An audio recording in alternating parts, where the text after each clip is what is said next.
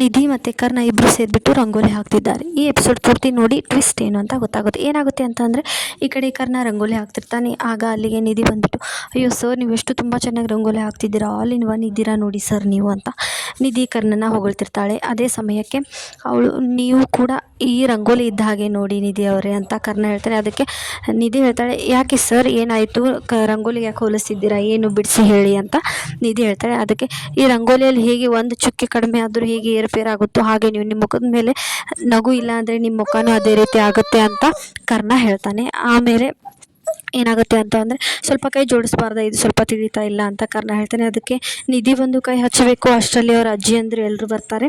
ಬಂದಿದ ತಕ್ಷಣ ಕರ್ಣ ಅವ್ರ ಅಜ್ಜಿ ಹೇಳ್ತಾರೆ, ನನ್ನ ಮೊಮ್ಮಗ ಎಲ್ಲದರಲ್ಲೂ ಎತ್ತಿದ ಕೈ ಅಂತ ಆ ಅಜ್ಜಿ ಹೇಳ್ತಾಳೆ. ಅದಕ್ಕೆ ಕರ್ಣ ಹೇಳ್ತಾನೆ, ಬಂಗಾರಿ, ನೀನು ನನ್ನನ್ನು ಹೊಗಳೋ ಚಾನ್ಸ್ ಸಿಕ್ಕಿದ್ರೆ ಸಾಕು ಅಲ್ವಾ ನಿನಗೆ ಅಂತ ಕರ್ಣ ಸರ್ ಹೇಳ್ತಾರೆ. ಆನಂತರ ಏನಾಗುತ್ತೆ ಅಂತಂದರೆ, ಅಲ್ಲಿ ಅರ್ಜುನ್ ಅವ್ರ ಅಜ್ಜಿ ನಿಂತಿರ್ತಾರಲ್ಲ, ಅವ್ರು ಹೇಳ್ತಾರೆ, ನಮ್ಮ ಅರ್ಜುನು ತುಂಬ ಚೆನ್ನಾಗಿ ರಂಗೋಲಿ ತೆಗಿತಾನೆ, ಅಡುಗೆ ಮಾಡ್ತಾನೆ, ಎಲ್ಲ ಮಾಡ್ತಾನೆ ನಮ್ಮ ಅರ್ಜುನ್ ಕೂಡ ಅಂತ ಹೇಳ್ತಾರೆ. ಅಷ್ಟರಲ್ಲಿ ಅರ್ಜುನ್ ಅಲ್ಲಿಗೆ ಬರ್ತಾನೆ.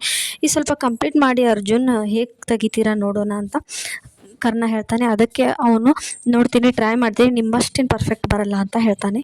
ಆನಂತರ ಏನಾಗುತ್ತೆ ಅಂತ ಅಂದರೆ, ಅರ್ಜುನ್ ಕೂಡ ರಂಗೋಲಿ ತೆಗಿತಿರ್ತಾನೆ. ಪೂರ್ತಿ ಚೆನ್ನಾಗಿ ಮಾಡಿ ಕ್ಲಿಯರ್ ಎಲ್ಲ ಕಟ್ ಫುಲ್ ರಂಗೋಲಿ ಎಲ್ಲ ತೆಗೆದು ಮುಗಿಸ್ತಾನೆ.